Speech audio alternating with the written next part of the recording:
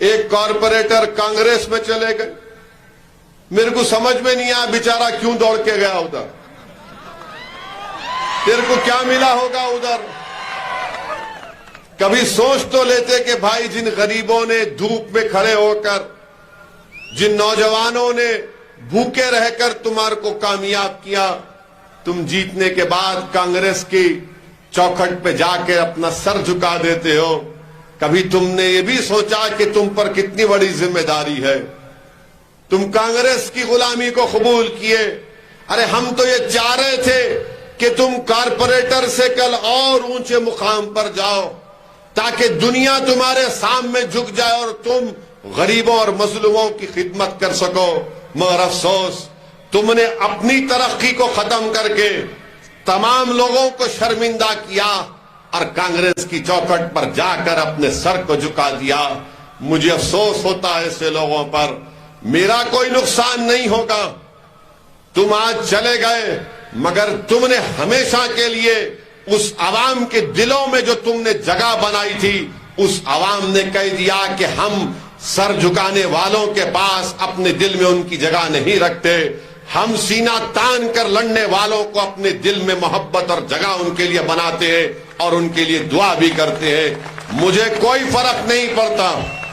مجلس میرے مرنے کے بعد بھی مجلس اور مضبوط ہوگی، دیکھنا انشاءاللہ تعالی. مجلس اسد الدین اویسی کی محتاج نہیں ہے، نہ رہے گی خدا نہ خواستہ. مجلس اتحاد المسلمین. میں زمین میں چلے جاؤں گا. اس زمین میں جانے کے بعد میرا جسم گل جائے گا، میری ہڈیوں کو کیڑے کھا لیں گے، مگر انشاءاللہ تعالی میری جماعت آباد رہے گی. جو خواب میں دیکھ رہا ہوں غریب اور مظلوموں کے لیے، شاید میرے مرنے کے بعد کوئی اور آئے گا جو ان غریب اور مظلوموں کو مقام دلائے گا. مگر لڑنا ہمارا کام ہے.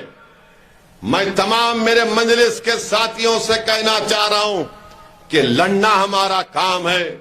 ہم وہ نہیں ہیں جو حکومت یا چڑھتے ہوئے سورج کو دیکھ کر اس کے سامنے اپنے سر کو جھکا دیں گے. ارے سورج جب چڑھتا ہے تو ڈوبتا بھی ہے شام میں، یاد رکھو میری اس بات کو.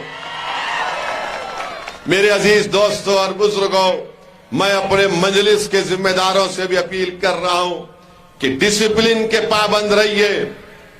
جب تک پارٹی کسی چیز کا فیصلہ نہیں لے لیتی، آپ کسی اور پارٹی کے پلیٹ فارم پر جا کر وہاں پر کھڑے ہو کر تقریر نہیں کر رہے آپ، بلکہ قوال کی طرح قوالی گا رہے ہیں وہاں پر. آپ مت کرو ایسا کام جس سے تم کو رسوائی ہو جائے گی.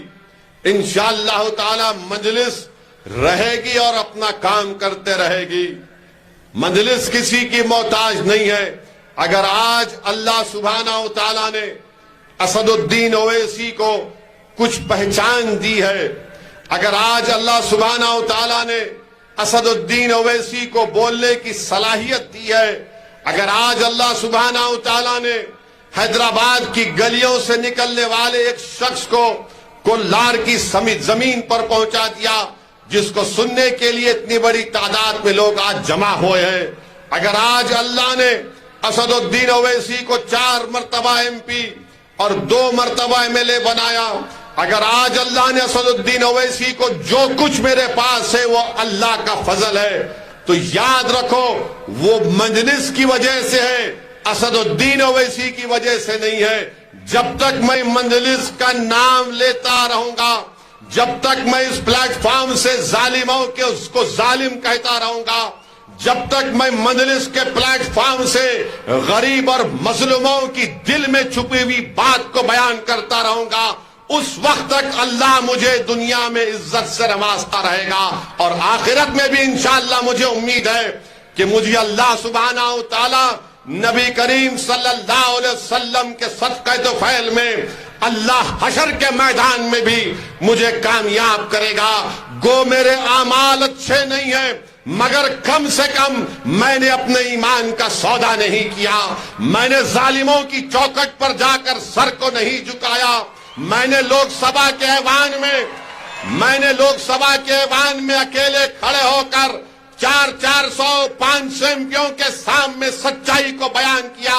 یہ میرا کام ہے. اب آپ کو یہ کام کرنا ہے انشاءاللہ تعالی. یہ کام آپ کو کرنا ہے.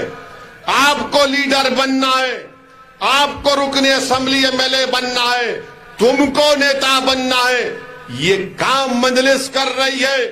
مجلس چاہتی ہے کہ کولار کی صفوں میں آج جتنے نوجوان بیٹھے ہوئے ہیں, ہماری بیٹیاں بیٹھی ہوئی ہیں, میری دل کی خواہش یہ ہے, میری دعا بھی یہی ہے کہ مجھ سے نیک اور قابل لوگ کھڑے ہو جائیں جو غریبوں اور مظلوموں کی آواز بن سکتے.